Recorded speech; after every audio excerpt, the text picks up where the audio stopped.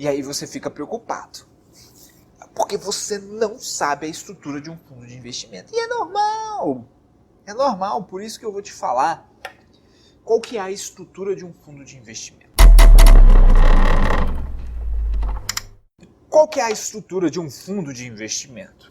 Olha só, a estrutura de um fundo de investimento é composta de 5 pessoas importantes. 5. O administrador, o gestor, o distribuidor, o custodiante e o cotista. São 5 pessoas importantes. Existe uma sexta, que é o auditor independente, mas para você, investidor, não sei se é tão importante assim, tão relevante saber o papel do auditor independente. Mas eu vou falar para você qual que é o papel do auditor independente. Olha só, primeiro, o administrador. Ele é uma pessoa jurídica responsável pela condução administrativa do fundo. Então vamos lá. Nós do curso do Cenzão nos reunimos e resolvemos montar um fundo de investimento de 10 milhões de reais. A primeira coisa para fazer isso, a gente precisa cadastrar esse fundo na CVM. E antes de ir na CVM, a gente precisa contatar o administrador. A pessoa é responsável por registrar o fundo na CVM, por cuidar dos cotistas, por cuidar da seleção das demais pessoas que vão gerir aquele fundo, é o administrador. E aí a gente precisa pagar uma taxinha para o administrador. O administrador é sempre uma empresa. É uma empresa. É muito raro você ter no Brasil uma pessoa jurídica administrador que seja diferente de um banco de investimento. Para fim de registro, lá no ranking de administradores de fundos de investimento da Ambima, publicado todo mês, lá por volta do dia 14, registra 80 administradores de fundos de investimento. E esses 80 administradores reúnem pouco mais de 5,4 trilhões de reais, isso em custódia, em diversos tipos de classe, renda fixa, ações, multimercado, câmbio, previdência, ETF, FDIC.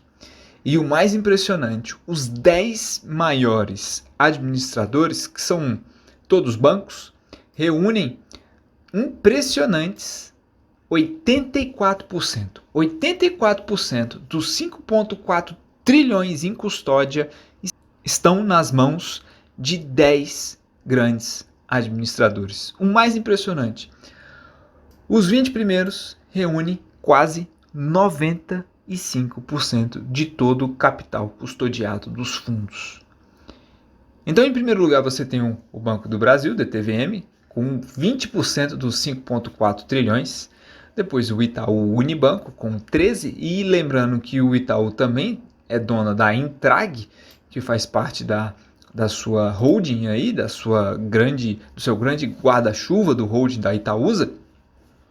Então, somando os dois aí, passa um pouquinho do Banco do Brasil. E em terceiro lugar você tem Bradesco. Em quinto, a Caixa. Então, esses 5 aí reúnem 65%. É muita coisa. Então, por isso que eu disse que é um pouco mais difícil você ser o administrador, porque o administrador é uma pessoa jurídica. E aí você já pode ver no ranking dos fundos de investimento da Ambima que o negócio é muito, vamos dizer assim, monopolizado.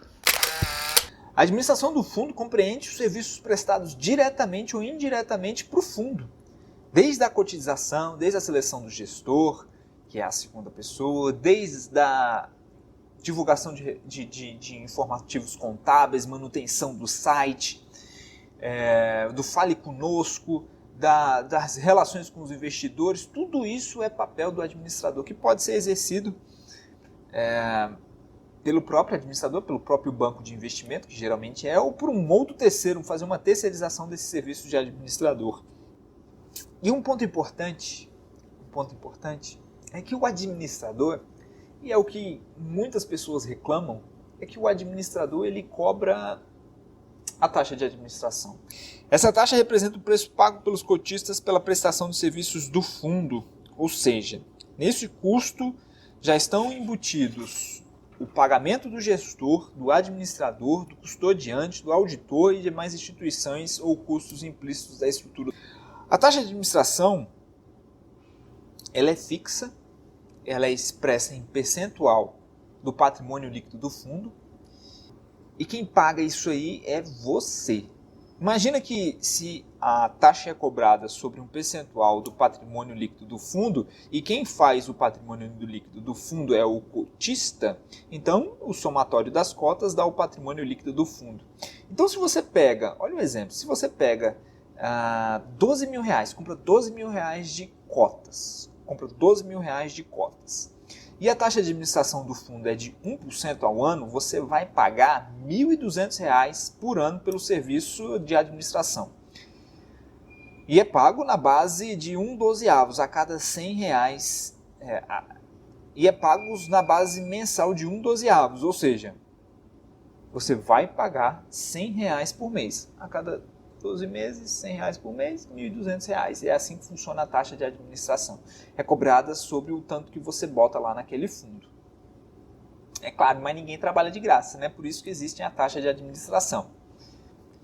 Mas, enquanto o administrador é uma pessoa jurídica, um banco que deve cuidar da cotização, da divulgação das informações, da transparência, em construir relatórios contábeis, de fazer o site, de fazer a contratação de pessoal, a figura mais importante, sem dúvida, em um fundo de investimento é o gestor. O gestor é que vai fazer acontecer a valorização da cota.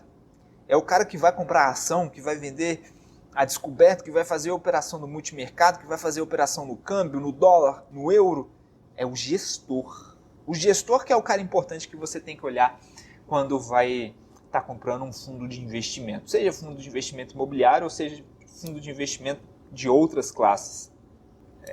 Alguns gestores, eles são assim um pouco mais salgados no preço. E aí eles cobram a taxa de performance do administrador.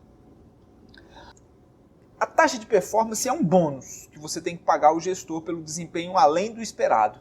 Um fundo de investimento sempre tem um benchmark que tem que ser correlacionado com a área de atuação dele. Então, por exemplo, se um fundo é de ações, ele tem que estar relacionado ao Ibovespa ou a algum índice de ação.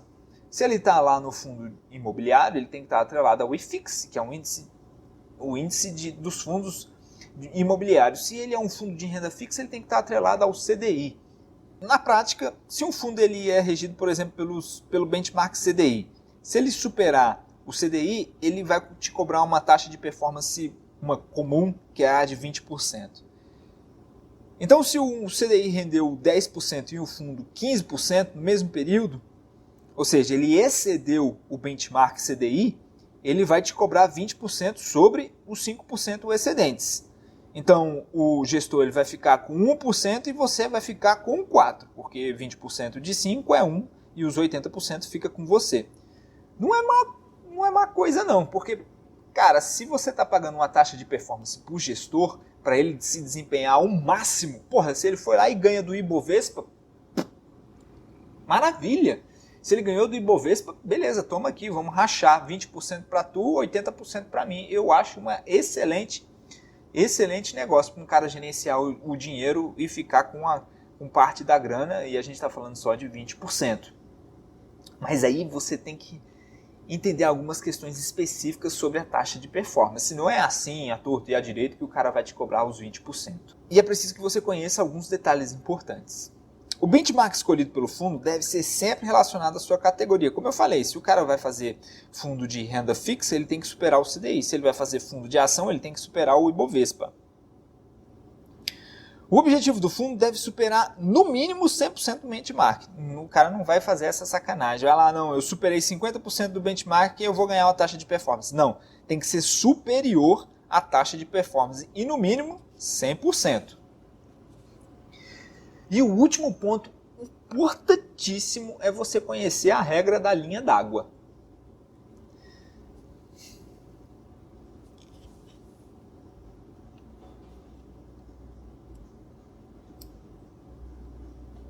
Outro ponto importante da taxa de administração é que ocorre o provisionamento mensal. Então, a cada dia,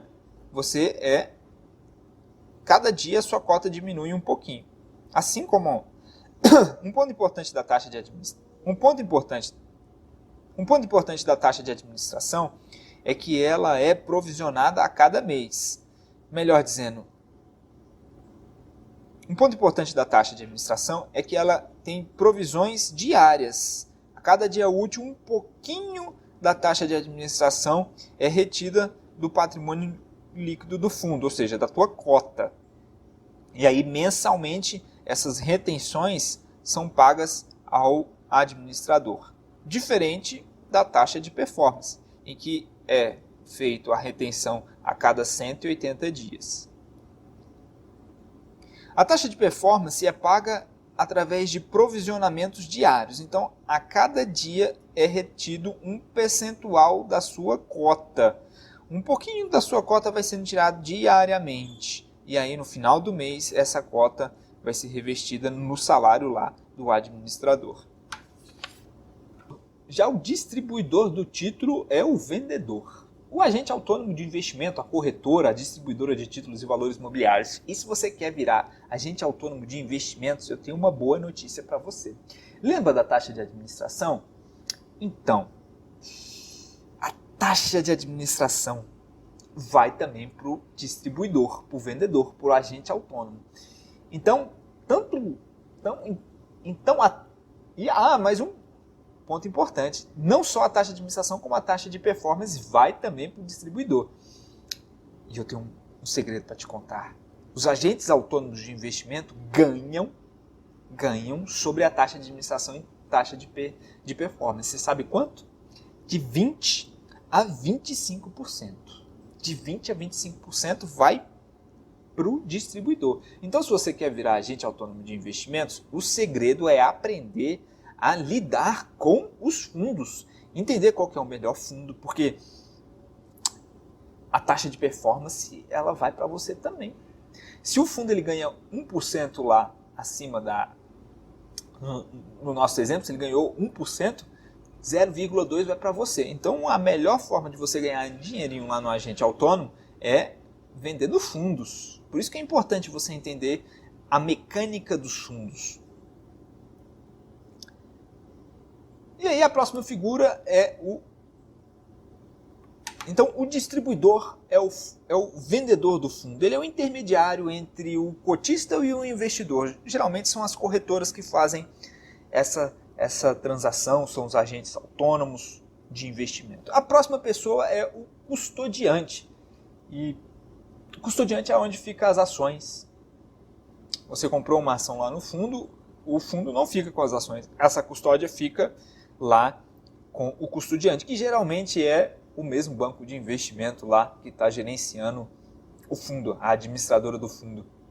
Porque facilita as transações para fazer a cotização, para saber quem é o dono da cota. E às vezes, quando o administrador é diferente do custodiante, o fundo ele te cobra a taxa de escrituração, que é uma taxa de você entrar no fundo, fazer a escrituração da cota em seu nome, e quando você sai, ela faz também a mudança dessa escrituração, que é um custo desnecessário. Por isso você tem que buscar fundos que não tenham taxa de escrituração e que os fundos tenham como administrador o mesmo do custodiante, que são bancos de investimento que desempenham essa mesma função. E aí, por fim, você tem a figura do investidor, que é o custodiante, que ele vai receber as rentabilidades do fundo. Muita gente acha ruim aplicar em fundos de investimento porque você não recebe dividendos. De fato, quem recebe os dividendos é o fundo. Mas o fundo, pensa só, ele tem lá R$1.000, pensa só, o fundo ele tem lá 100 milhões de reais em ações da Petrobras e vai lá e ganha R$1 milhão em dividendos. Você não vai receber, o cotista não vai receber os dividendos, mas ele recebe indiretamente, porque o 1 milhão aumenta o patrimônio do fundo, vai direto para o fundo, então ele fica com 101 milhões. 101 milhões, ou seja, aumentou em 10% o fundo, como você iria receber lá nos dividendos. Então, apesar de você não receber, você recebe indiretamente, o que já diminui bastante esse problema. Mas você não vai ter a renda, né? Porque você tem um prazo de cotização e o prazo de cotização é o período em que você seleciona lá, pede para o para o fundo o teu dinheiro e tem lá o prazo de cotização. Durante esse prazo, o fundo vai buscar as cotas e vai fazer vendas de acordo com os critérios dele. Então eles geralmente pedem 30 dias úteis para fazer isso aí, e aí você fica aguardando 30 dias úteis para receber. E sim, você sofre as variações do período. Então você tem lá, num fundo R$1.000, aí o Ibovespa caiu 20% naquele mês e aí você vai sofrer as consequências disso. Isso é o ruim. A cotização, ela te penaliza. Enquanto está o período de cotização, você vai sofrer as variações da carteira daquele fundo. Por isso é importante você buscar fundos que tenham cotizações um pouco mais, sei lá, depende, né? Se você buscar um fundo que tem uma cotização menor, você pode sofrer aí com taxas de administração menor e aí você acaba que o gestor não tem uma chance muito bem para administrar aquilo ali. Imagina, se todo mundo quiser retirar o dinheiro, vai ficar foda para o gestor gerir aquilo ali. Então, é um ponto importante para a gente considerar. A gente tem que olhar como um todo, inclusive a parte da cotização. Período de resgate é depois que fez a cotização, quanto tempo para cair na tua conta. Então, a gente vai olhar questões sobre como selecionar um fundo de investimento, olhando como um todo mais à frente. Mas essas são as estruturas básicas do fundo de investimento. Então é isso, meu amigo. Fica de olho no resto do módulo para a gente aprender mais sobre fundos de investimento.